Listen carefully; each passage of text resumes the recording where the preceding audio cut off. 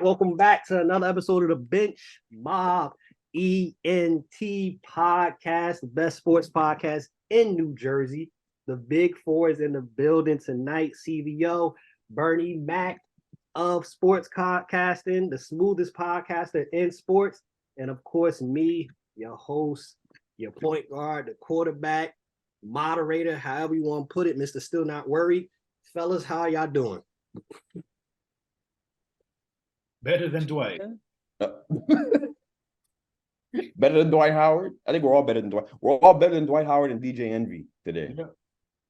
I don't envy that guy. No one envies DJ. No, yeah. Hey, they might end up in the same cell together. That'd be a punishment fitting for the crime. You know, DJ gonna pay for his crimes in the cell with Dwight. But when we think DJ gonna get arrested? Oh. You think it's coming? He hasn't been charged yet. No. He hasn't been charged. What? What'd I say? Oh, nothing. Keep going. Before we get into the docket for all our listeners, we appreciate you. But the pod is so much better on YouTube, so make sure you go over to YouTube, subscribe, share with your friends, share with your baby mother, share with your uncle. We don't care who you share with. Let us help educate the algorithm of how great this content is so it can be pushed out to the masses. On today's episode, we got our NFL picks for this week, NBA opening night reaction. Flag football now is in the Olympics, so we're going to draft our flag football teams. Your fan submissions, shout out to y'all for sending in stuff. We're going to get to that by the end of the show. Caleb Williams and a whole lot more. We're starting off with Caleb Williams, though. Last two games, L's to Notre Dame, L's to Utah. Notre Dame, 23-37, 199 yards, 1 touchdown, 3 interceptions, sacked 6 times. Utah, stat line, he had 134. He had 256 yards, 0 touchdowns, 0 interceptions, and he had 4 sacks, 24 of 34. Is Caleb Williams still the undisputed number 1 pick? I think so. I mean,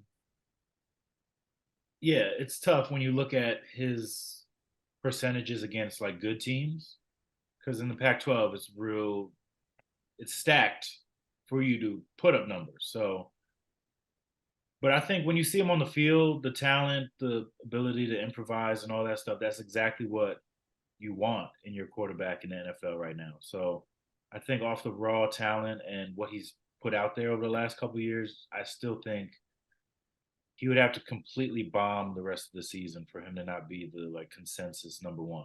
Like, I don't see Drake May doing anything like what Caleb Williams is doing or being able to surpass him in, I'm sure there's GMs out there that'll have it flip-flop 1 or 2 that like Drake May more than they like Caleb. It's all preference, but I think whoever's at the top, don't second guess it.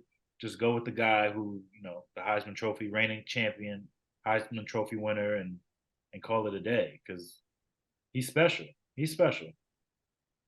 We've seen him at his high, right? We've seen him at his high. We know what Caleb Williams is, despite 2 bad performances, right? And you can look at the percentages all you want, but at the end of the day, Caleb Williams is special. And part of the reason that, and not to say that Caleb Williams isn't at fault for any of these 2 losses, but like a lot of the reasons that he's struggling is because receivers aren't getting open downfield. That's where a lot of his extensions on the plays come from, is they're not getting open downfield. And the part of the reason that they're not getting open downfield is because there's no threat on the run game. They're so pass heavy because they put so much on Caleb Williams, knowing the special talent that he is, knowing the crazy things he can do with the ball. I mean, we've been so quick to crown this guy the next Patrick Mahomes, and that may be the case, but at the same time, like, this kid is human. He's human. He's gonna make mistakes. He's gonna have bad performances. He's gonna have bad games. It doesn't mean that he's not gonna be a good player at the next level. But I think for Caleb Williams too, like, you're human. You got to understand that, right? So that also means don't take your stock so high. Don't be asking for ownership in minority ownership in the team that you get drafted to, because at the end of the day, like, Now you're seeing the reality, right? It's only going to get harder at the next level. It's only going to get harder when you play against these top defenses. Guys are bigger and stronger at the next level, right? So a lot of what he's facing right now is because of the fact that the receivers are struggling to get open downfield. He's having to extend plays. The line is being blitzed, and they're trying to get him on the run out of the pocket and having to have him create. But at the end of the day, man, I think the best thing that this team can do moving forward, knowing that they got to play who they got coming up. They got to play Washington, right? That's going to be a battle. And they got to play Oregon still. That's going to be a battle. Like, it can get real spooky for USC if they don't get this fixed. And I think the way you get this fixed is by not putting so much on Caleb Williams' shoulders. Let him create naturally when things break down, but get in a habit of utilizing your running back. Like, I think last game the running back only had 8 touches. That can't happen. You got to take some pressure off of Caleb Williams, as special as he is. But without a doubt, man, he's the undisputed #1 pick. It's good to see you both have common sense. That's all I was going to say. 'Cause I was in the chat talking crazy after both those 2 losses. But Ooh, Miles was in the chat talking crazy. Y'all seen that? What you mean? I was observing. I seen all the texts, man. I seen it all. I was reading them all. But no, you guys are right. I just think, when it comes down to these last 2 losses, it does take them out the Heisman conversation to Tone's point. It does take them out the Heisman conversation. I don't think you can be considered when you have other guys around the country playing high-level football. I mean, Michigan has Michigan lost a game yet? And I think the kid McCarthy's played well for the most part. Front runner now. He's apparently the front runner. He had 3 interceptions against Rutgers, but make of that what you will. I think we can't nitpick. I think Marvin Harrison should be in that conversation more than he is. He's the most dangerous player in the country, and everyone's worried about him. You double team him, he still gets 162 yards to 200 yards a game. He's a monster.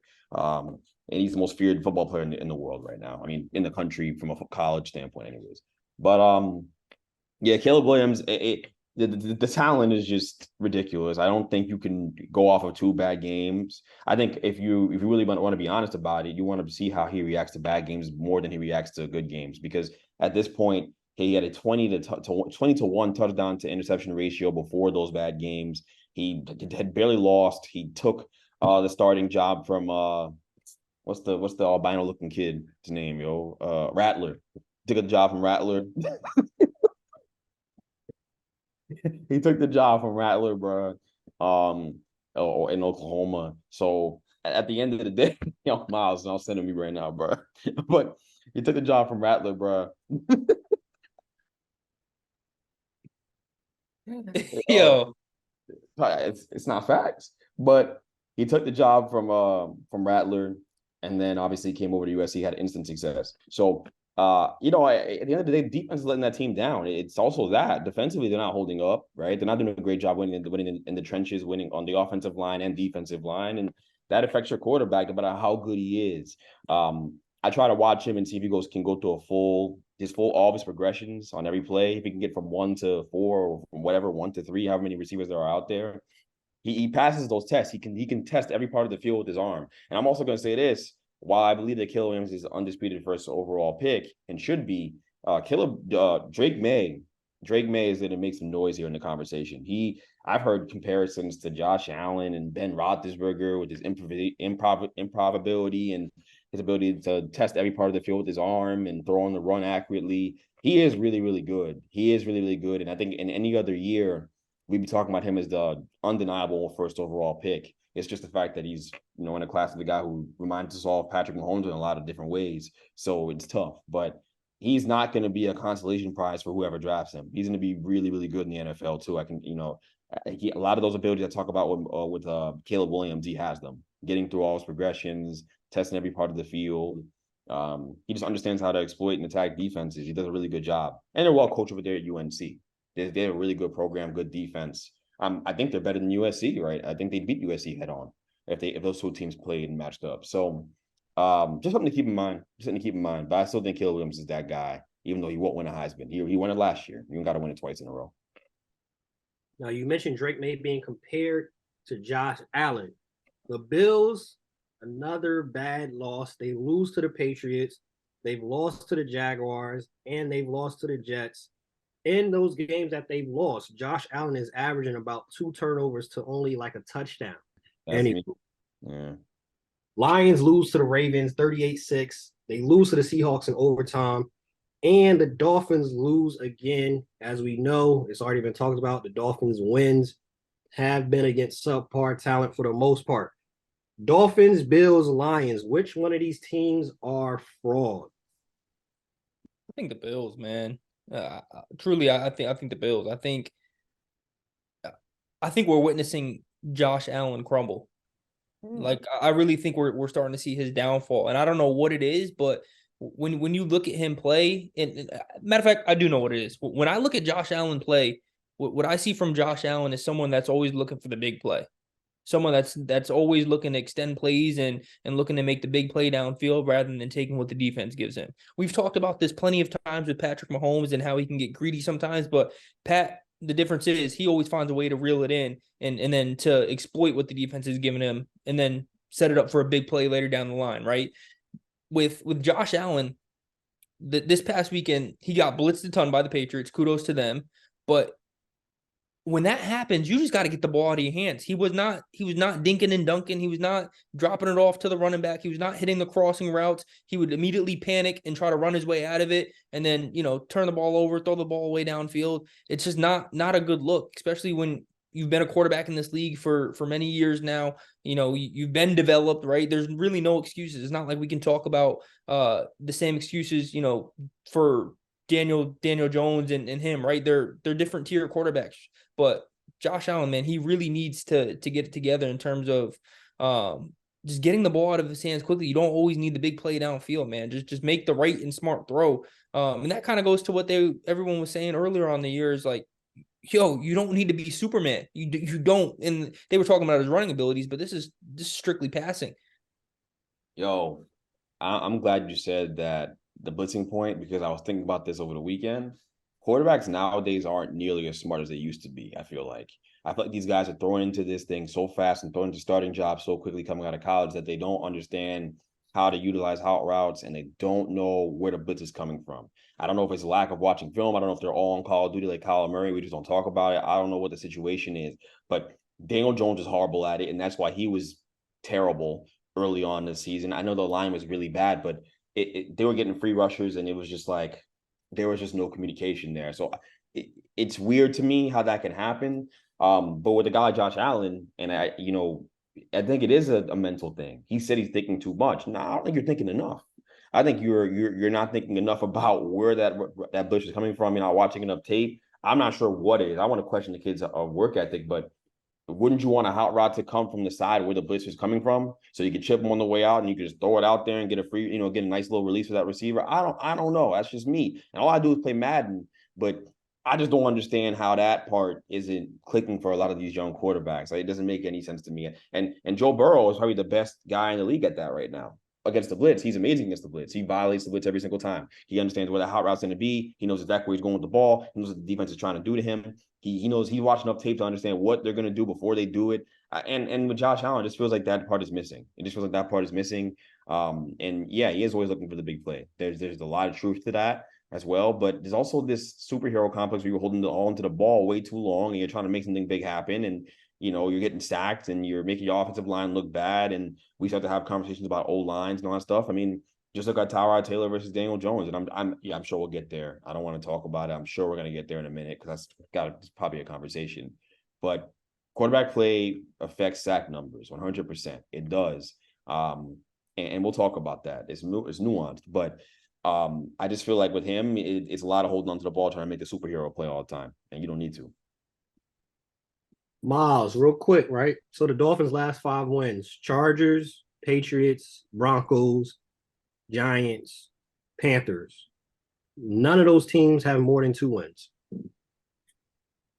Thoughts on the Dolphins and them being possibly frauds? Yeah, I think they're still a good team. I think, yeah, they've got to come up with a better game plan against some of these better teams. Like, I was expecting more against the Eagles. They kind of missed out on a couple opportunities in the red zone. Tyreek Hill dropped a touchdown pass. But I still think they're a good team. Like, this team, they've battled health all year. They lost Shane for 4 weeks. They had Waddle. He's been in and out. He's been inconsistent. Really, it's just been Tua and Tyreek Hill and Mostert for the most part right now. So I think once they get healthier, then things can change and you won't have to see so many plays going to like Tyreek Hill and they can mix it up a little bit. I think towards the end of the year, once they hit their stride, they'll be a lot better. But like with the Bills, when you look at it, it's kind of changed for them. Like Ken Dorsey's not a good play caller. Like I have a lot of friends who are Bills fans who complain every week, like, what is this game plan? Why do we only have 3 points in the first quarter, first half? And it's because he calls a terrible game. And it's been that way since, Daboll left, which, I mean, it's not a surprise. Daboll was really good at his job of calling plays and creating a good game plan. So we'll see. I feel like they need to make a change at OC because Josh Allen hasn't really been the same since Daboll left. Now you mentioned Daboll. It was rumored that this past week, he was all in the meetings with the quarterbacks, the wide receivers, the running backs. He took on a hands-on approach to the week, which he hasn't done since Buffalo. Greg already alluded to it. Ryan Clark asked it. Real life question. Is Tyrod Taylor really better than Daniel Jones? I don't think so. I mean, we've seen Daniel Jones at his peak, and I don't think Tyrod's ever been at that point in his career. Like Tyrod's a safe quarterback. Like he doesn't make mistakes. He's not gonna kill you. He's not gonna take you out of the game. He's gonna make the right play, or if it's not there, use your legs. If it's not there, throw it away. Like Daniel Jones, I feel like towards when he got hurt, he was kind of pressing a little bit. I feel like the noise was starting to get to him a little bit, and you hear the media. It's hard to avoid it in New York. And when you have people talking down on you and then saying like, "Oh, you might as well just tank the season and draft your replacement," and it's hard to play like that when you've got all that going on, and you also have to get the group of guys ready to play on Sunday.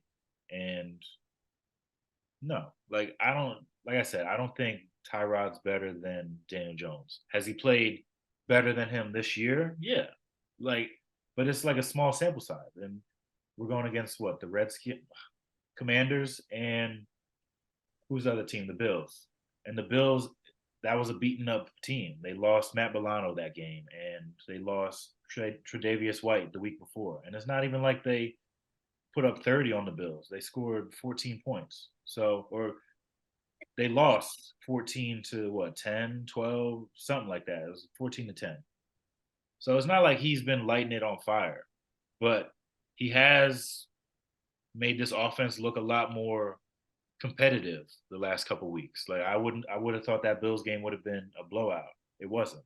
I would have thought that Commanders game would have been not as close as it was, and he got them the win. So the real question is like, do they move on from Daniel Jones this year and let Tyrod start the rest of the season? I doubt it. I think you got so much money tied into him that you have no choice but to start him and see what you got. It's a sunken cost at this point, but whatever. This is fair take.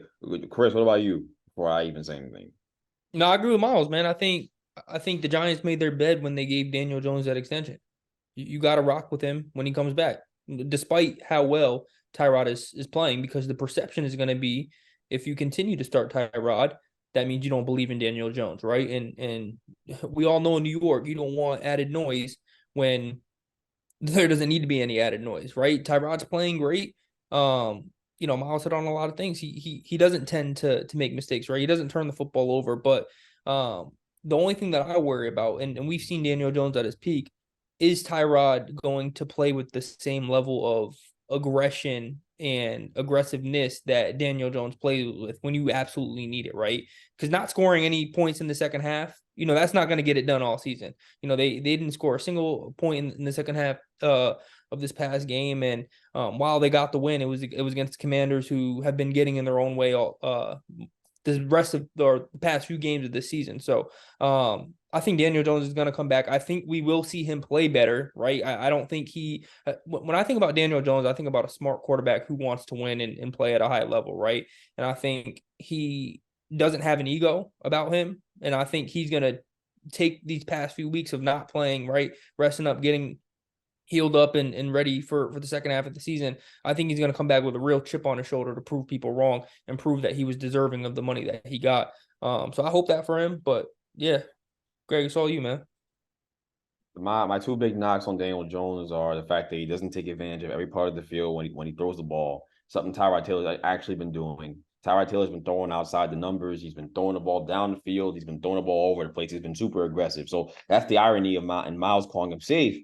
Is that he's been aggressive. He's been throwing the ball at Jalen Hyatt. Jalen Hyatt's had those opportunities all season when Daniel Jones was there, and he wasn't taking them. He was not taking those opportunities. He was not throwing that ball. He was not throwing with anticipation, trying to give him the ball. And then also going through all your progressions, which Tyrod's done a really good job of doing, and he maneuvers around the pocket much better than Daniel Jones does. Those are things that he's just doing better. That's not an opinion. That's just a fact. If you watch the games, he's doing that better than Daniel Jones. Does that mean he's better than Daniel Jones in a blanket statement? No, he's playing better than Daniel Jones. That's what I would say. I think Daniel Jones can make those adjustments to his game. Those are things that he can do. Those are things that you can adjust, right? It's not a talent issue. It's an issue of doing all those things and getting back. Yeah, right. Just mentally, taking that next step in your game, right? That's the big thing. It's the mental part. It's the thing I talked about with Joe Burrow, understanding your hot route, understanding what defenses are trying to do to you, and not going out there and playing frazzled. At the same time, Tyrod's benefited from the O-line being better. Justin Pugh came on. He's helped out a little bit. They've played better than they were for Daniel Jones. That's a fact too. So he's benefited a bit from that, and he has Saquon back, and Daniel Jones didn't have Saquon, right? That matters as well. Saquon's a difference maker. As you can see, the Giants basically said, we're not trading him. They told him to his face, we're not trading you. So clearly they value him, what he brings to the offense. That's fine. I know I've been a very loud trade Saquon person here. I've been a lot blow it up person. That's facts. But if that's fine, if you're only going to get a 4th round pick back for Saquon Barkley, or 3rd round pick, it probably isn't worth it anyways. And that's why I'm not a GM. So that's fine. Don't trade him. But with Daniel Jones, I think you have to use the rest of this year to assess where he's at and see if he can get to the point where he's doing the things I just mentioned, reading the full field and taking advantage of every part of the field, throwing the ball down the field, and throwing outside the hashes with more consistency. You do that, all right, it's cool. We can move forward, right? If not, that's fine. You have a 1 year out after this contract, and you can start to look for your replacement and maybe even draft your replacement this year. There are guys in this draft, even outside of the 2 guys we always talk about. There's that kid from LSU is really, really good. He's really, really good too. He looks special. Jaden Daniels, I think his name is, looks really, really good too. So there are guys. And so I'm kind of, as a Giants fan, you have to be objective about it and what it is. Daniel Jones' weaknesses are very clear and right in front of you. And if he can come in and make the most of the season and turn it around, I don't care about wins and losses anymore. I care about seeing what Daniel Jones is. And he's going to get an opportunity to get back out there, hopefully, if they're not lying to us about this neck injury. And we'll see if he can turn those things around. But with Tyrod, Tyrod's done a great job.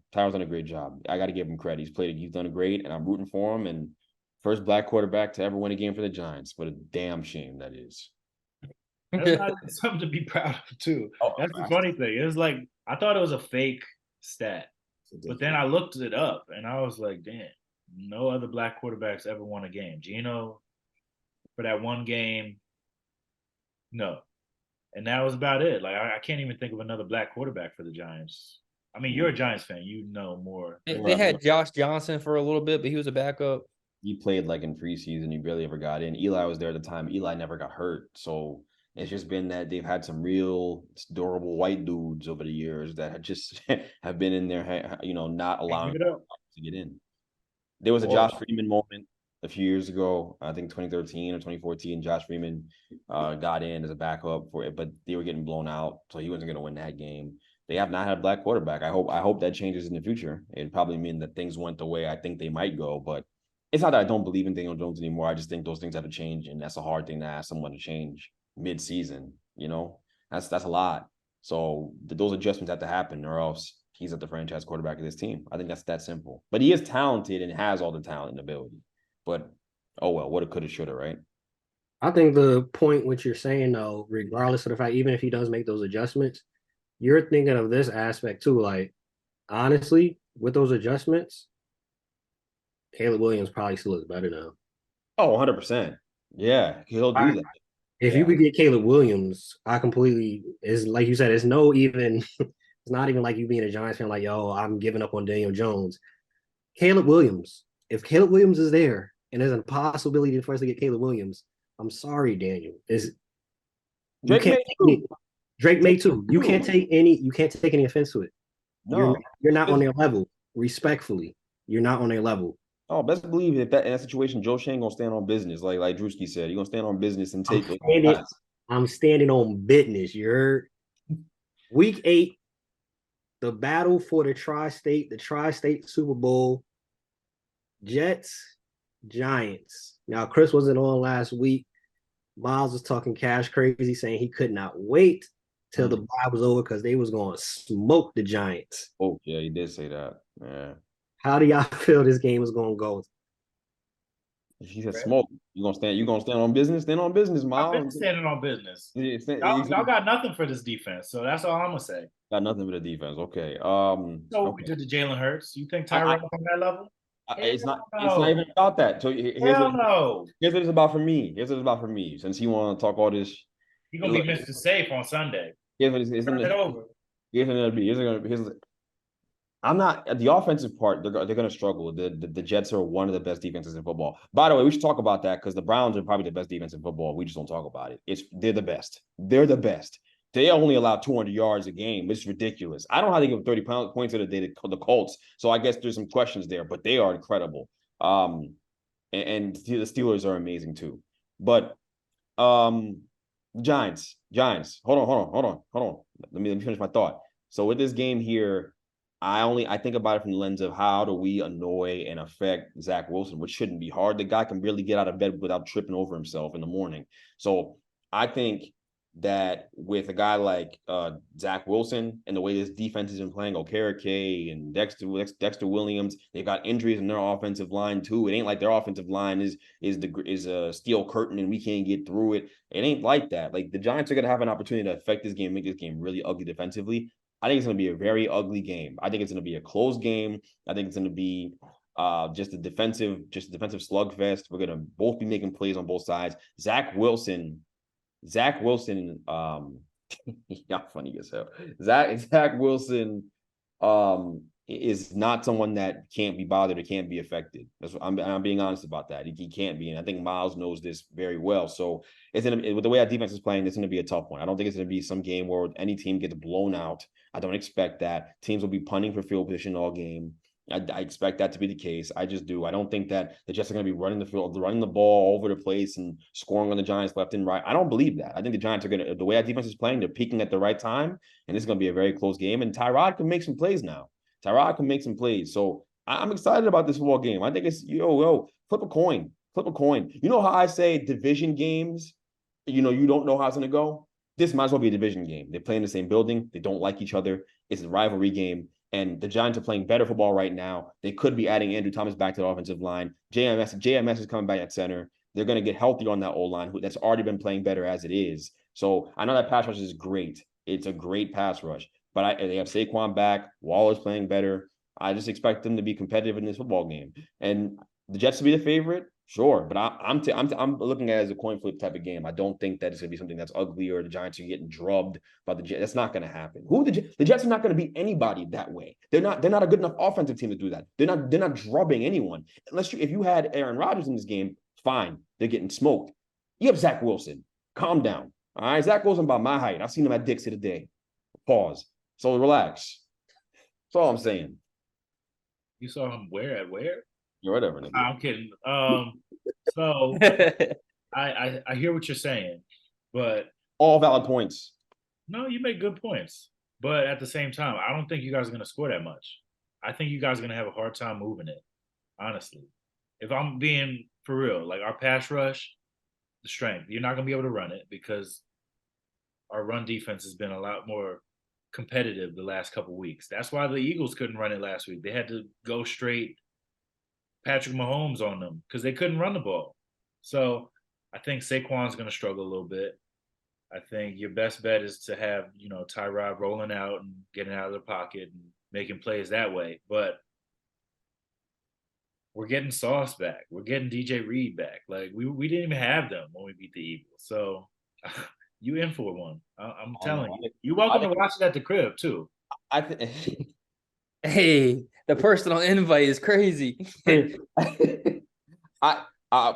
hold on. I think with that offense and the scheme they have in place, they can work some things open. I think Jalen Hyatt's going to make it hard to just sit there in some basic zone defense. And I think the ways I just really think Tyrod is playing at a high level. He's processing things really fast. I like the way he's playing. I actually prefer that he'd be in the game right now than Daniel Jones because he's processing defenses so well right now. And granted, I know the Commanders aren't a great defense. I know, but the Bills were damn good. And he did a really good job in that game. The Giants should have scored more points than they did. They should have scored 21 points against the Commanders, maybe more than that. They had blunders, missed field goals, fumbles by Saquon. They had opportunity to score more points than they did. Tyrod's been operating at a pretty high level, man. I'm not saying that the Jets should be scared of him. The Jets are, you look, Miles is probably right. It's going to be a tough game. I said that. But I just think it's going to be both ways. Jets fans aren't looking at it from the aspect of, hey, what's Zach going to do against that Giants defense? It's playing really, really well. Okereke is playing the best linebacker in football right now. He is incredible. So I just really want people to get an understanding, hey, this is going to be an ugly game. Don't expect no fireworks. I think it'll be a close game. It'll be tight to the end. That's really what I expect. Zach Wilson's going to be on the fire in this game. Don't think it's going to be sweet for him. It won't be. It won't be. Wink got something for him. That's all I'm saying. We'll see. Chris, who you got winning? I got the Jets. I got the Jets winning just because I think if all else fails, the Jets can rely on their run game, right? If they feed Breece Hall, and Miles brought up a good point with Sauce coming back, DJ Reed coming back, two key pieces on the defensive side that makes them one of the best defenses in the league, probably behind the Browns at this point right now. That they're going to give any team, a run for their money. So I think, yeah, man, I'm going with the Jets. I'm not a big Zach Wilson believer, but it's not like Daniel Jones is playing this game either. It's Tyrod Taylor, and it's been going smooth for Tyrod Taylor right now, but he hasn't faced a defense like this either. Chris started off the next game, and probably if y'all check the schedule, it's a lot of booty games this week. It's an opportunity where there's gonna be a lot of bad football this week. You talking about the best game of the week right here? Bengals 49ers. Yeah. That's it would have been the best game of the week. It still might. It still might. 49ers released the news that they expect Sam Darnold to play. So hopefully that gives the Bengals a leg up coming off of a bye week, right? Everybody's getting healthier. That's the best position that you want to be in coming off of a bye week, right? When you have players that were injured and have that extra time to get healthy, especially a guy like Joe Burrow, who's so crucial to what the Bengals need down the stretch, coming off that calf injury. I don't think that calf injury is going to be much of a concern anymore. And that's my hope, right? You saw we're on a 2-game win streak these past 2 weeks. Then we had the bye week. He's had a lot of time to rest that leg up, and in the past 2 wins, he's looked more like himself. He was running around, getting first downs, using his legs. So hopefully that calf injury hopefully that calf injury is just something of the past. But look, man, I'm excited about this game. We're playing against a good team that if we win this game, it's going to give the Bengals confidence going down the stretch. When we play the Bills, play other teams that we would potentially see in the playoffs. And I think that's what you need at this point in the years is to get some confidence to really turn it up and turn it around for the rest of the season. The crazy thing is like, and it may not be crazy, right?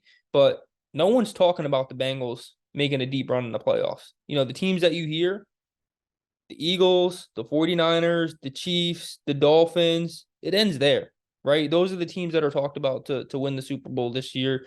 And I think that's a slap in the face to the Bengals, given the fact that they've been in the past, 3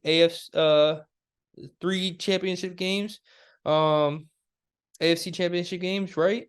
The past 3 years. So I think they're looking for respect after starting the season off slow. They definitely have something to prove, right? And it's going to be a good game. It's not going to be easy. It's not going to be cakewalk. You still got to shut down McCaffrey if he plays. The Bengals haven't been great against the run this year at all. So they got a lot to prove, and I'm looking forward to it. Miles and Greg, who's your pick for this game? Yo, Bengals, 49ers. I have not been sleep on the Bengals. I just wanted to say that. I had them top 10 up until this week, and I still think they're going to make a deep playoff run. It looks like Joe Burrow's getting healthier. I'm a full believer in that team. I think the Bengals are going to win that game. 49ers aren't playing very well. They can exploit some things about Purdy. Purdy's looking like the guy I said he'd be in the beginning of the season. Of course, I reneged my comments, and then he goes out there and looks like an idiot against the Vikings. So that's always fun. But I do think the Bengals are going to go out there and play a great game and beat them. I think the Bengals are going to start surging here. This is about the time they get it going. That's a great football team, and that's a great quarterback. So, and to that point, one other thing I forgot to mention too is T. Higgins.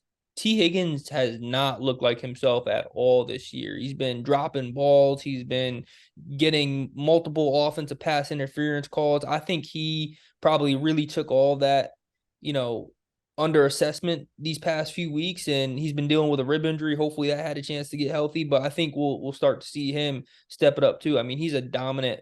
He's a number one on any other team. You know what I mean? So hopefully he gets some confidence coming back this week, but we could really use him. He'll be a giant. I think he'll be a giant. That's where I'm at with it. He's just lowering the cost. Talk business to me then. Talk business to me. Nah, you ain't gonna trade him. He's gonna come here willingly because you guys understand. You guys not standing on business right now. That's the way I look at it. So he's not going there willingly. He'll go there willingly, bro. We gonna tag his behind next year. Tag him for what? He ain't got no bread. He right here till 2025. And y'all be wearing job straps, sharing job straps until 2020. Right, that's fine. He's on the roster till 2025. They're gonna come to Chris's house and ask for draws. Damn. Go run me a fade. Treat him like a slave. He said that like he's a slave owner. It's like a Django, bro. You're not going nowhere. Who y'all got winning the game? I took the Bengals already. It's Miles. Bengals, Miles. I'd probably say the Bengals, honestly. With Sam Darnold playing, I think, you got to put pressure on him and make him make plays. And that's going to be tough. They might go out there and play well. Bengals defense has been pretty solid, so. I got the Bengals 24-14. Damn, 14 points is crazy. Man, you guys are smoking them like that? All right. Smoking on that Joe Burrow. Yo, not for real though. I really don't think people understand. You got to remember, the Niners just played on Monday night. They're not practicing on. They took that flight home from Minnesota on Monday night, which means they're off on Tuesday. Today was their first practice, walkthrough, whatever you want to call it. You know what I mean? Like the Bengals are well rested. They probably got a lot of film time in. You'd be stupid not to watch film during the bye week and really try to get a leg up on this team that's been so dominant these past few weeks. Like, I really think the Bengals, and this is my hope too, I think that they're going to come correct. Last few years, though. We've beaten them in the past. For sure. They're not unbeatable. They are certainly not. I completely agree. Joe Burrow definitely does look healthier. I would say this too. Don't sleep on the Bengals, but do not sleep on the Kansas City Chiefs. That offense has not come around yet. They're winning games through defense. They only letting teams get 13 points per game. So imagine if that offense somehow they get it going. That's going to be a scary team again to have to worry about come time for playoffs. Yo, they were saying this is probably the best defense that Patrick Mahomes has had since being on the Chiefs. It is. Is it the best defense in football? Another question, another team that we can talk about being the best defense in football conversation. I'm just saying, a lot of good defenses out here. Teams are playing. Teams aren't scoring. The scoring is down in the NFL. That's what's going on. Teams are not scoring at the same consistency at all. Offensive line play is in the dumps, and quarterback play is in the dumps right now too. The best quarterbacks in the league are struggling. All of them are looking just mid lately. Okay, a lot of them are. So teams aren't scoring at the same clip. That's not good for, I mean, teams Explosive plays too. That's where a lot of it's coming from. The explosive plays aren't there across it's the down league. significantly. Tyrod's had like 10 explosive plays in 2 weeks. Daniel Jones had 2. It's down across the league. I thought you think it's just a Giants thing. You live in your own little prism as a fan. It's across the league. Everyone's struggling. So I'm just saying. I mean, I don't know if defenses are catching up, but just something to pay attention to.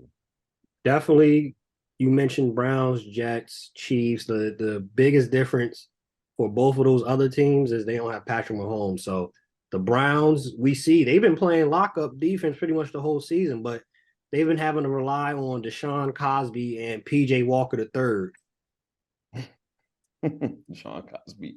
They not the 19th, they not the 85 Bears defense. So like you feel me, that they got a lot to go through. Well, there's also I know you guys will make fun of me for the Steelers thing. The Steelers are winning games in spite of the offensive coordinator, guys. Oh yeah, TJ Watt had a rep where he dropped back in coverage and looked like a defensive back. That was the craziest thing I've seen a D lineman do. He's the best D lineman in football outside of Garrett. Him and Garrett are right there, one neck and neck in the same division.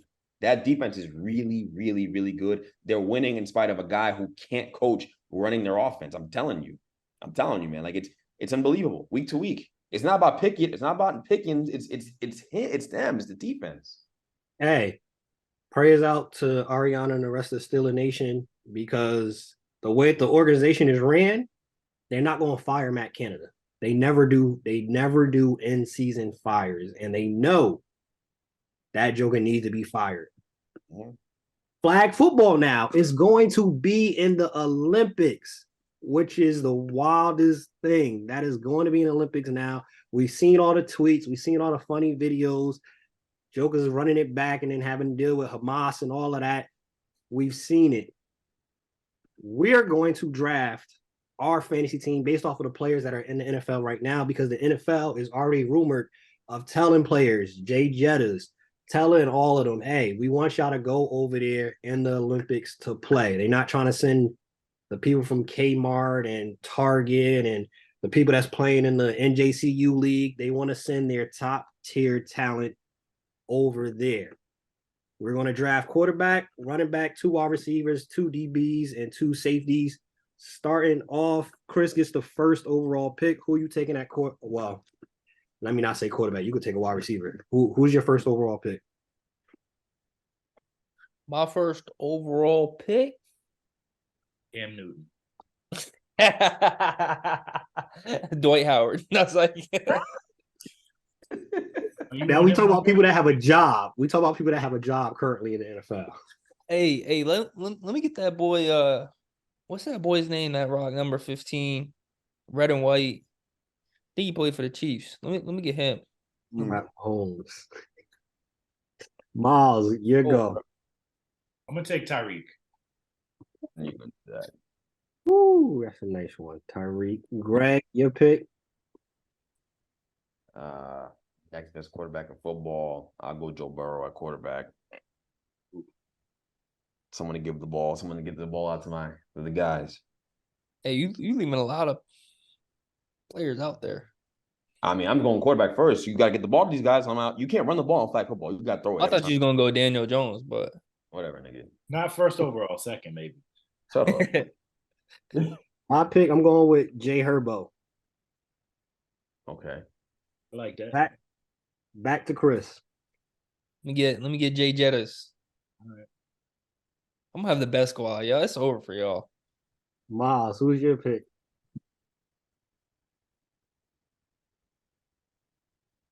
My pick. I'm gonna take Travis Kelce.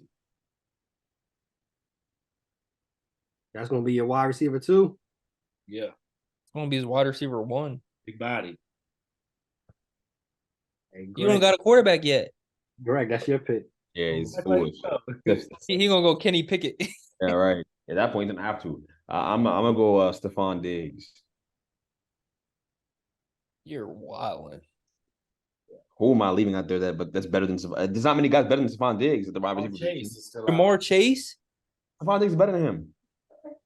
Hey He's yo, better than him. What do you mean? stop. I'm taking my next pick. I'm taking Travis Etienne. What is wrong with y'all? Back to Chris. It's flag football. You got to throw the ball. You're not handing off runs. Travis Etienne not getting catches out the backfield. He is, but damn, you making him seem like whatever, man. That's your team.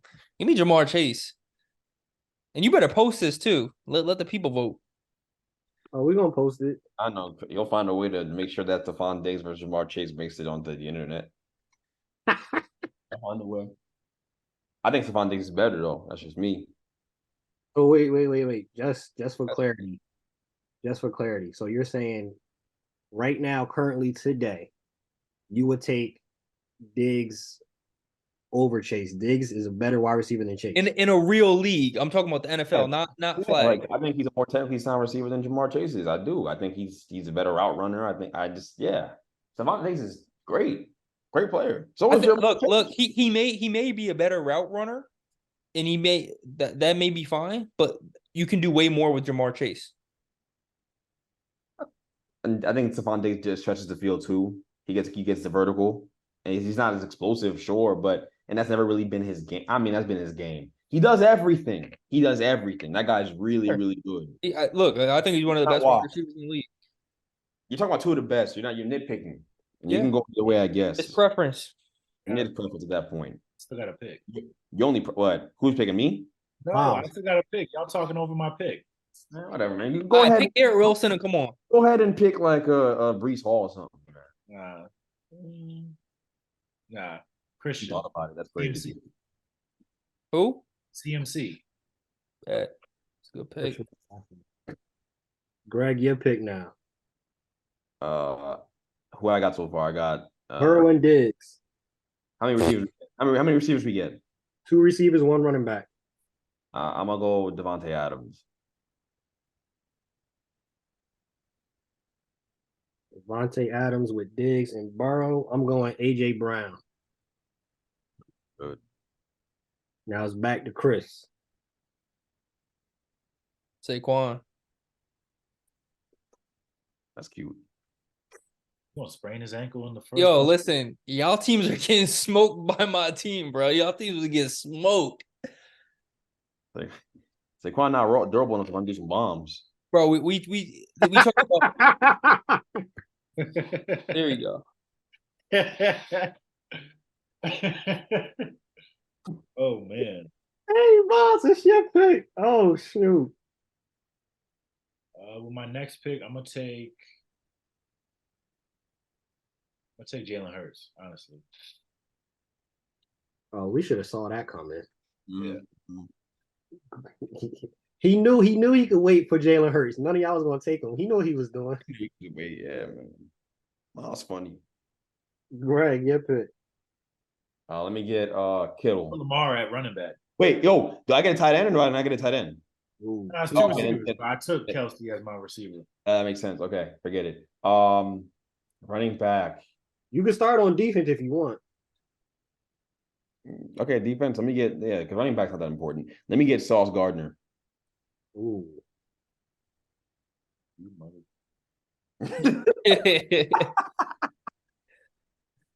They want me to take Deontay Banks instead.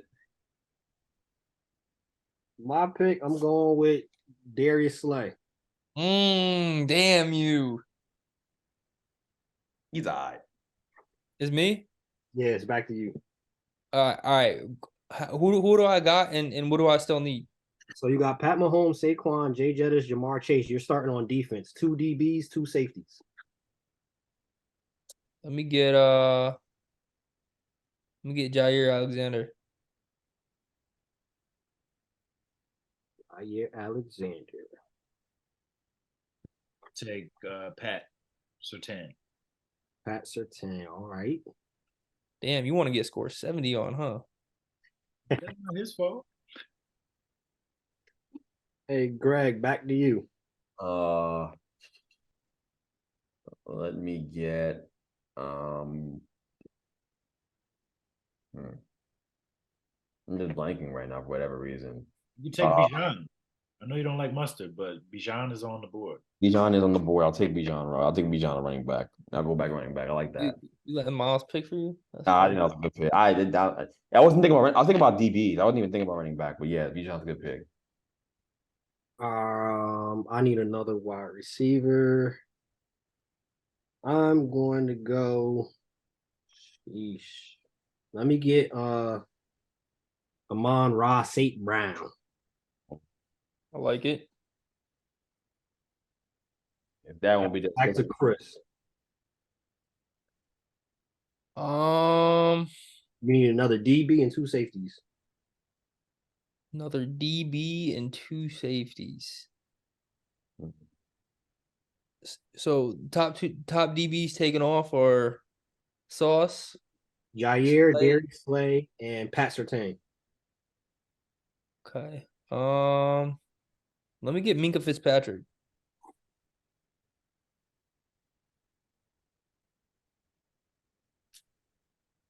If I remember correctly, since he's been with Pittsburgh the last couple of years, he's been transferred to safety, right? Yeah, he's a safety. So you still need a DB and another safety. It's Miles' pick. Next pick, let's see. I'm gonna go with Derwin James. I knew you were gonna do that. I knew you were gonna do that. I just knew he's gonna do that, bro. I was waiting for him to do that. I think he knew I was gonna do that. Yeah, whatever, man. Let me get Denzel Ward. Denzel Ward.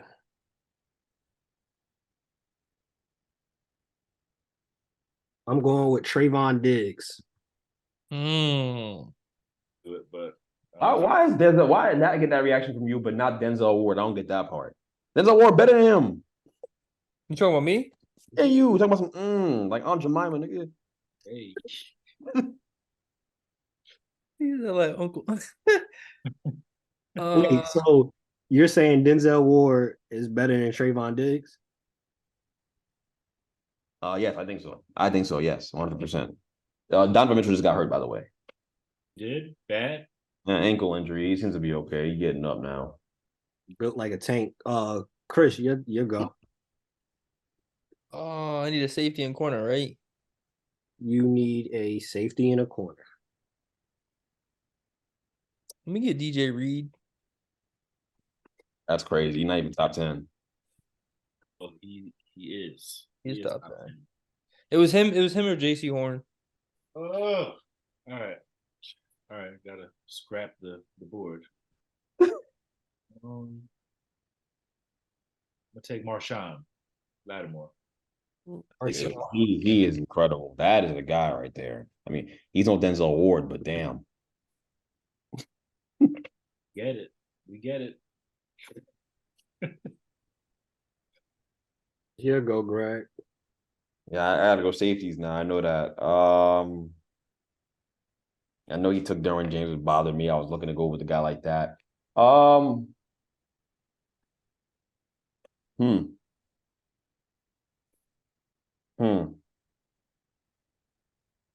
No, you're like, let me go Justin Simmons.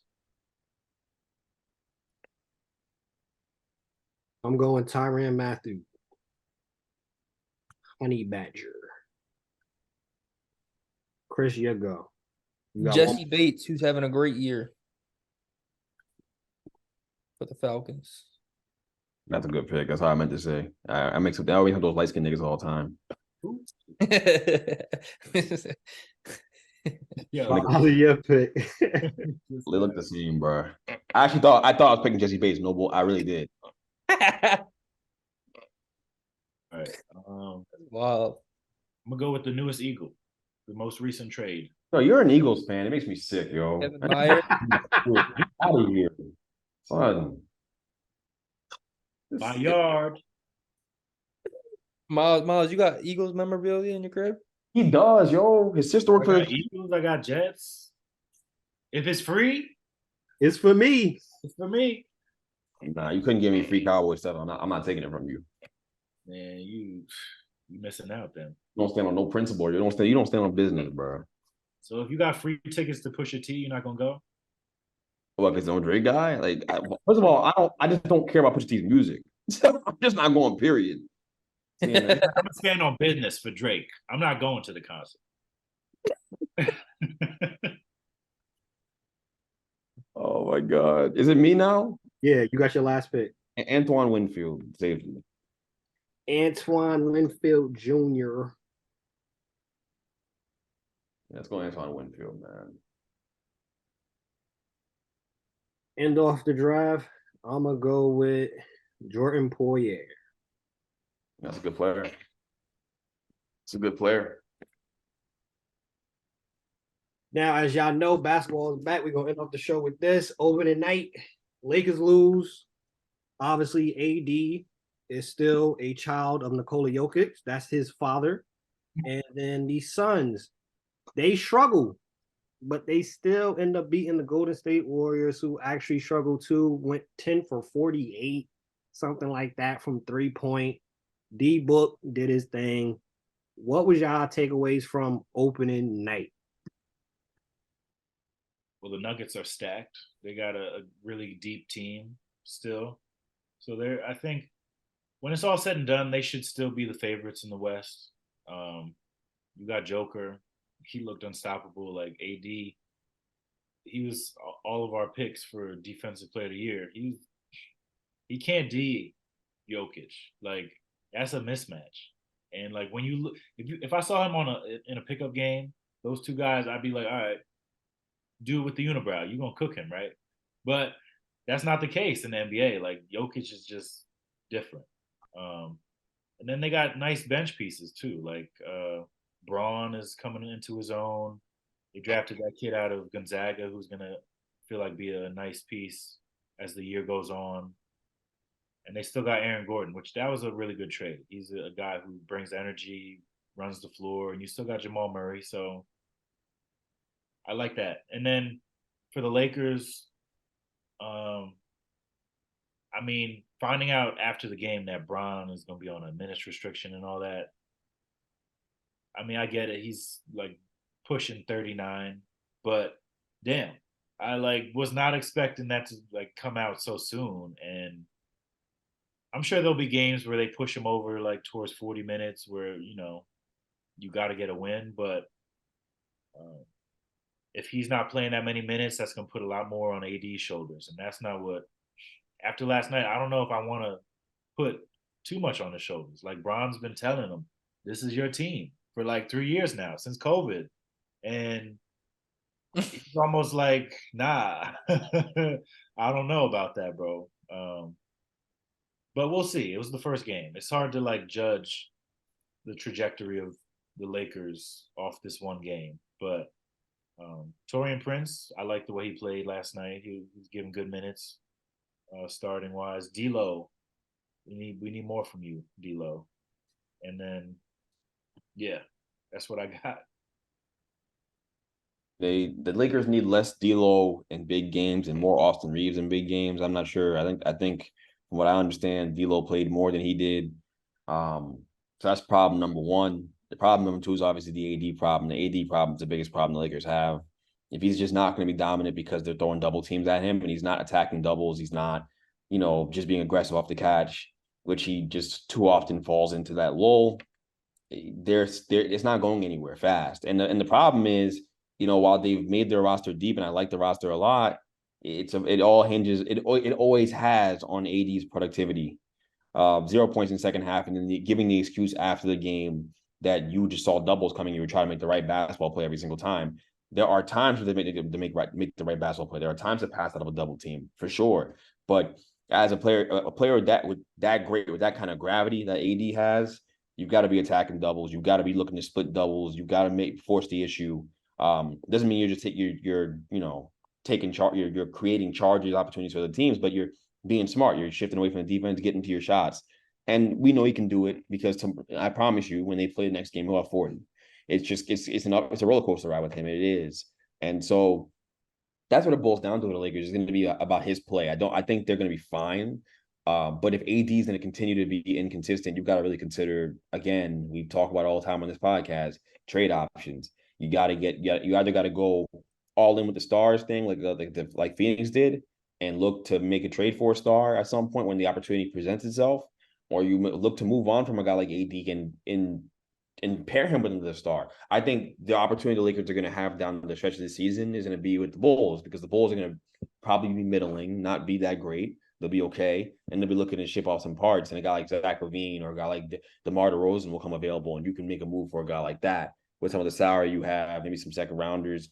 You look to make a move like that. I mean, I just don't see anyone trading a first round pick for either one of those guys. So that's what I see as an opportunity for the Lakers eventually. It may seem premature. It's been one game for me to be talking about it that way.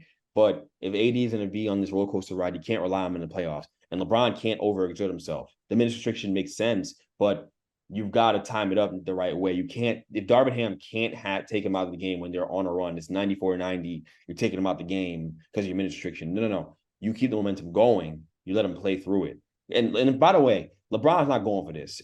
That won't hold. If AD's going to be shaky, if D'Angelo Russell's going to look like the way he did last night, where he just can't play well against Denver, period, or against higher level competition, trust me, this minute restriction thing will go out the window, because LeBron is the ultimate shot caller. If he wants people gone, they'll be gone. If he wants people there, they'll be there. That's the way it's going to work. Trust me, if a guy like DeMar DeRozan or Zach LaVine is available at some point this season and things aren't going the way they expected it to go, best believe they'll be trying to make a move. They'll be aggressive, because LeBron doesn't have time. That's the one thing he doesn't have is time. He can play at a high level for 3 to 4 more years, sure, but you see it. It's not quite the same as it was when he was in his prime. It's just not. He takes over in spurts now. That's where he is in his career, and that's fine. He can't be your best player in the basketball team anymore to win a championship. But AD makes that the case, which is ridiculous. It's not too early. Yeah, it's not. That's for real. The way AD was talking, we hear what Denver is saying. It's the specific opponent that he has this game against. The way he was talking in the summer, and then you do this. I've been saying it the last 2 years. The Lakers need to trade Anthony the Brow Davis immediately. Yeah. Man is about to be 40, and it hasn't registered in his head that he needs to take over. That's real. He's about to be 40. None of us on this podcast are asking our fathers to carry heavyweight. That's facts, though. We wouldn't dare. He needs to go. D'Lo needs to go. Shouldn't have brought him back. Shoot. At this point, how I view it, go call Philly. See what James Harden doing. He'd be an upgrade from D'Lo. Yeah, he would. All those guys you're talking about, they brought them back on tradable contracts. That's why I like what Pelinka did. All those contracts are tradable. No one has a bad deal. So if you want to go in again and look for a star player, they can do that. They have flexibility. That's what I like about this roster the most. They're not in the Russell Westbrook hellhole they were in. They can move that contract easily without siphoning things off. And Pelinka got wiggling his way out of that last year. It was amazing getting out of that Russell Westbrook situation. But that's why I have more faith and confidence that they can get this thing done. And if they have to make a trade and be flexible, they can do that. This Lakers team is not dead in the water. Obviously, it's been one game and they're going to be good, but you're not trying to be good. You're trying to win a championship. You're trying to be great. And that Denver team did miss a defensive rotation yesterday. They're not just a good team. They're not just they're well coached. They're a well-oiled machine. They're arrogant. They're brash. They take on the attitude of their coach. The fans yelling, "Who's your daddy?" and all that. That is wild. That is. I don't know how you hear that as a competitor and it doesn't make your blood boil. I think it definitely did for LeBron. I don't know about AD, but I think LeBron was not pleased about that. As any man with two testicles would be. That team's well coached, man. They do a great job. Mike Malone's a hell of a coach. He's done a phenomenal job with that basketball team, for real. And it's going to take more than what they have. If AD's not going to be dominant every night, it's going to take more than what they have to get that done. You have to consider all options to get to a point where you can be on that level. and a trade for DeMar DeRozan or a trade for Zach LaVine, it would get you there. I promise you that. Especially if you can keep AD in the process. You can keep him. Forget about it. For all those people that was on our Instagram, HUD, and all these other people that was laughing about the Lakers being a top 4 seed, I apologize. I was wrong. I have no problem saying I was wrong. They will not be a top 4 seed. Come on, dog. No, they will It's not early. be a top It's 4 early. seed. It's not early enough. They will not be a top 4 seed. I don't know what I was thinking, giving hope and believing in Anthony Davis. As Chris sent it to us in the chat today, the perfect explanation. Anthony Davis is the Dak Prescott of the NBA. When you need him the most, he will not be there. I guess he was feeling like in the Halloween theme and he wanted to be Ghost and just disappeared. You got to give him a better comp than that. Dak is not. Dak wishes he had the talent in his body that AD has. It is not even close. I don't care about the talent because I'm talking about just the simple fact that literally Anthony Davis, he's the Simpsons meme. He right when you need him to the bush. right when you need him. And I don't know what it is where LeBron suddenly has this supreme patience with this Joker. You got the one ring, shipped them out when it was hot. Now, nobody, Ray Charles wouldn't take him and give you a first round pick for him. Ray Charles wouldn't. Ray Charles would not take Anthony Davis and be like, I'll give you a first round for him. I'm not giving you a first round for Anthony Davis. But I'm not going to take over the show. We got to finish. We got to talk about the Phoenix game. What y'all took away from the Phoenix game and the Golden State side. I'm just saying, I apologize to our fans and our listeners. I was wrong. They're not a top 14. Y'all right. They not. Hold on. Cam Thomas is wilding right now. Just saying. Bugging out. So on a different note here, the Phoenix game. Let's start with the obvious. Two things. Devin Booker is the best player on Phoenix. He's better than Kevin Durant. Straight up. I'm not willing to have the conversation with you. If you can't see it, you don't know basketball. You can comment whatever you want in the comments. I don't care. I don't care about your comments. No way. But I'm telling you right now, listen to someone who knows basketball. Devin Booker is the best player on Phoenix. Devin Booker can win MVP this year. He has no holes in the offensive game. He is that good. So there's that. Golden State. It looks the way I thought it would look. It just doesn't work. That's just my Klay Thompson. And Tone's right. Booker should be point guard. But Klay Thompson is going to be a sore spot for this basketball team. There are too many nights since the injuries happened and since he's come back from the injury where he just looks lost out there and just isn't hitting shots. And there's no diversity in the way that he scores, really, besides shooting the ball. And when it's just not falling, it's tough. And I don't know if it's an elevation or lift thing. He's still a great shooter, an all-time great shooter, but he has more off nights than I can ever recall him having pre-injury. He just does. Because pre-injury, he was explosive, get to the basket, draw a foul, get to the free throw line, get in rhythm. Now he's not doing that. Now he's just hacking up shots, hoping they go in. And he has supreme confidence as a shooter would, but that contract, this negotiation between him and the Warriors is going to be ugly. And when he hits free agency this summer, it's going to be ugly too, because no one's going to give you what you want, man. Like, you're not that guy anymore. You are a specialist in this league and a guy who potentially shouldn't start. I'll say this about the Warriors, and I said this last night. They shouldn't have traded Jordan Poole. That was a mistake. They need that spark off the bench more than ever because Chris Paul come in the game and don't want to shoot. Chris Paul does not look to shoot at all. I don't think he scored to the third quarter, if I'm not mistaken. I don't think he scored to the third quarter yesterday. It's crazy. He doesn't look to shoot. He's a non-threat, and he can shoot. You having a guy out there who won't shoot the ball, no matter how smart he is and how much I respect him overall and his legacy, it hurts your team. There's too much pressure on Steph Curry, and you can't start Steph Curry and Chris Paul together because then you have Steph Curry guarding the best guard in the other team. And Steph Curry can't guard nobody. I don't care what no one says. That hasn't changed since his rookie year. They had him guarding Devin Booker in the post. Fadeaway jump shot, bang, and a foul. Like, don't be ridiculous. Like, you can't start Chris Paul, move him to the bench. They're going to end up trading that dude. It's not going to work. It's not a good marriage there. He needs a bigger guard who can play defense. They needed a Drew Holiday. They needed a guy like that. They needed a guy who can take on the defensive challenge on the other side of the ball. and hit some shots, obviously, and be more aggressive to challenge the defense. But the Warriors have major problems. Shouldn't trade Jordan Poole just to save Draymond's ego. Make that thing work. Or look to sign them both and then trade one of them off for assets. You don't do what they did there. It's a mistake. But here, yeah, I have no problem with the Warriors sucking. By the way, I've been waiting for this for a long time. I've been waiting for the downfall. Everyone's got to be bad.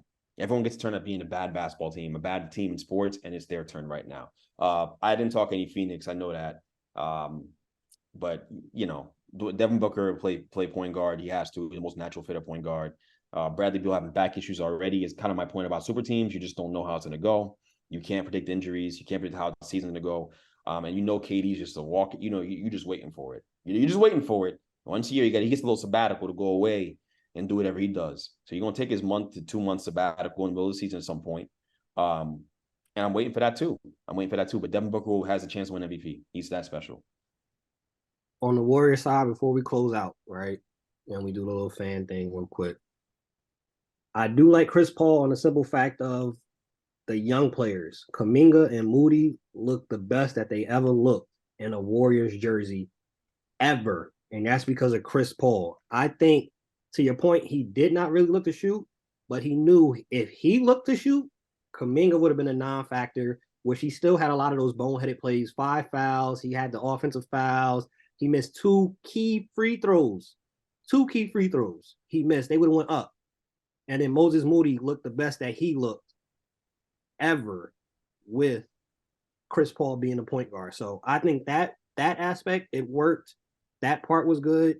And you mentioned Clay. Yes, Clay wasn't really a factor. But you know who really, which I'm surprised you did not mention, Greg? Oh. Andrew Wiggins. He was nowhere to be found. Andrew Wiggins. One rebound.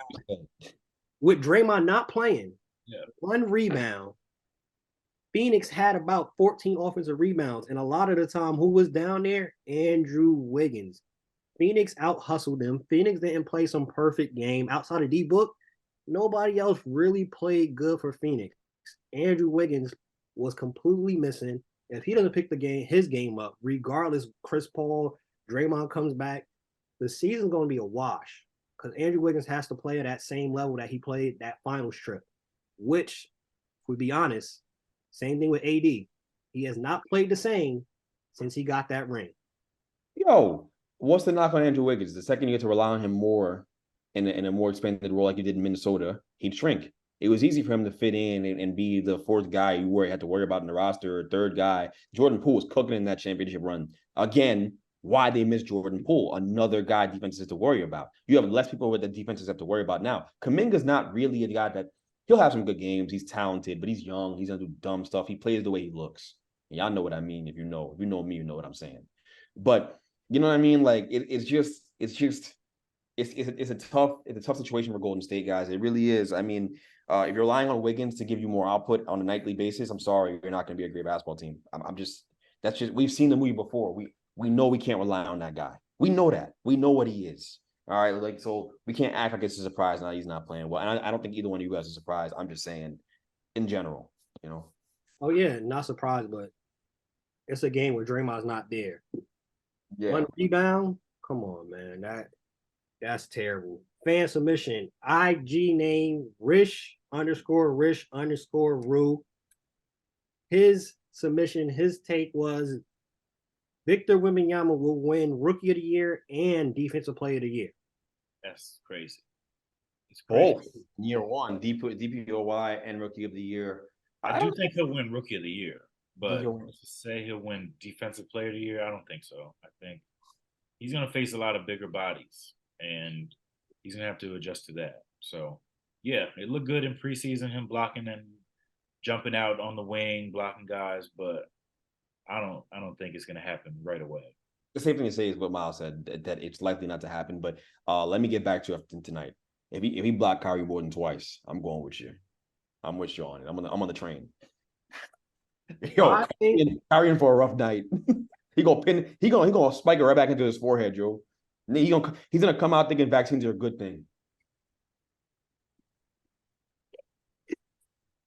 I think he definitely is going to get some DPOY votes. And if not this year, I can see Victor Wembanyama getting probably somewhere between 5, 6, 7 Defensive Player of the Year awards. The fact that literally is people in the NBA. I don't know if y'all remember that preseason game, but it's literally people in the NBA. They made 8 passes because nobody wanted to shoot. Victor Wembanyama, and he was literally taking like 2 steps, getting to one side of the court to the other side of the court. His length is ridiculous. 7'4" with an 8-foot wingspan. If he don't win it this year, he definitely has 5 to 7 DPOYs in his career. And we might be honestly talking about him as the best defensive big ever to play basketball. Because the other thing that he does too that people aren't, taking an account of because we're so used to people blocking it and they get hyped. He's blocking it, keeping it inbound for the most part. And he's taking 3 steps to the basket and he's already starting his own fast break. And he don't even got to jump to dunk. Put it up and I come back. Big Vic, Slim. Yo, he's got to stay healthy. I think it's the only way he has a chance. Health is the biggest question with a guy who's built like that. If he stays healthy, we can have this conversation. We got to see if he stays healthy or not. I'm worried about that part. Valanciunas is going to be the game to test him. Yeah, that's we don't talk about guys like Valanciunas, but a guy like Valanciunas is going to be the game where he gets tested. He's going to test that dude's chest right here. Even if Steven Adams, if he ain't get injured, that's another big body. That's another big body that's going to be a problem. He don't got to post. Let Steven Adams set you a screen. Oh God, Nurkic too. Nurkic will be a little bit of a. Nurkic is a big dude. Like, I'm just interested to see how he handles those bigger guys in the league. And we'll go from there. I know what y'all gonna say, but it didn't come. Pause. Anyway. You was good. So you said the last part. End off the show. Y'all let me know who y'all want to pick. Hopefully y'all on a different side because I didn't do this before the show started, which we talked about making each person decide. But the better player, the better career up to this point, Nikola Jokic or Giannis Antetokounmpo? Do either y'all want one or the other, or y'all both on the same page? I'll take Jokic. Yeah, I'll take Jokic. I don't know where you're gonna go. Where's Miles going? I'll take Jokic too. God, you see, Dan. I think that question isn't as loaded as you might. I just feel like Jokic gets everybody involved. He's just a better pure basketball player. Thinks the game better than Giannis does. It looks smoother out there than Giannis. So yeah, because it is, honestly, right? Looking at their career up to this point, Giannis 7-time All-Star, 7-time All-NBA, NBA champion, 2-time MVP, 5-time All-Defensive. Jokic, 5-time All-Star, 5-time All-NBA, 2-time MVP, and a champion. Mm-hmm. I mean, off of that, then it would be Giannis because all the defensive accolades and whatnot. But if I had to choose, yeah, it would still be Jokic though.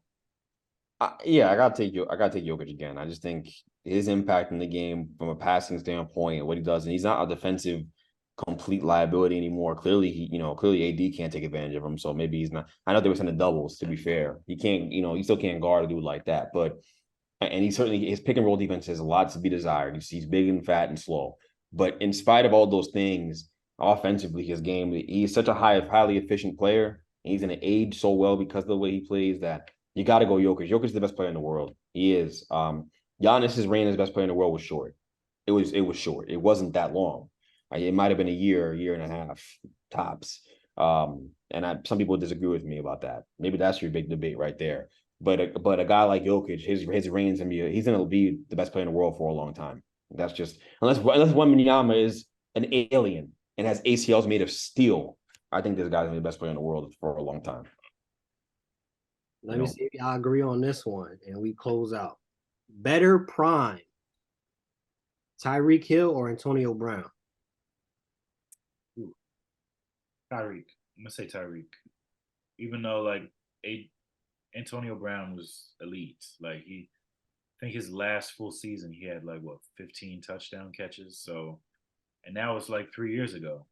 So, but I think Tyreek's prime is gonna be a lot longer and a lot better than his. I mean, look what he did last year, 1,800 yards, and that was with Tua missing a bunch of games. This year, he might honestly get 2K. Like, he might be the first receiver to get 2K. And he might get it before the extra game. So you don't have those people saying, oh, he played 17 games. Well, no, he didn't need 17 games to do that. I think Antonio Brown's prime would have been longer if he wasn't a jackass. I think it's that simple. But he, and didn't get CTE. But he was amazing. I mean, I think you can flip a coin on this one. I think that's how good both these guys were. So I'll say Antonio Brown. I mean, for argument's sake, I don't. It's not something I'm not saying something I don't believe. I think this guy, his prime is incredible, and as a complete wide receiver, there's not many guys better than him.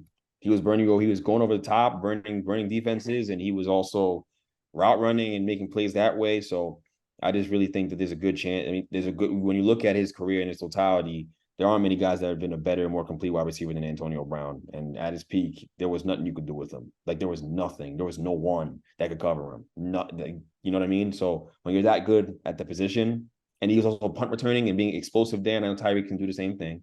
But I think they just get it done in different ways. But I think the difference, the reason why I take Antonio Brown is because he can do it in every single way. And Tyreek does it in 1 or 2 ways, Like, that's the difference, I think. But Tyreek's a hell of a player. I think if you want to get nitpicky, Antonio Brown's a hand catcher. He's a hands catcher. He's not dropping anything. I'm not saying Tyreek is, but he's a hands catcher. There was nothing he couldn't do. Track the ball over the top, catch the ball in weird angles, spectacular catches, one hand going to the ground. He was amazing. He was amazing. So I'll go Antonio Brown. You already know the vibes. If you stay ready, you don't got to get ready. Bench Mob, we out. Peace. Peace.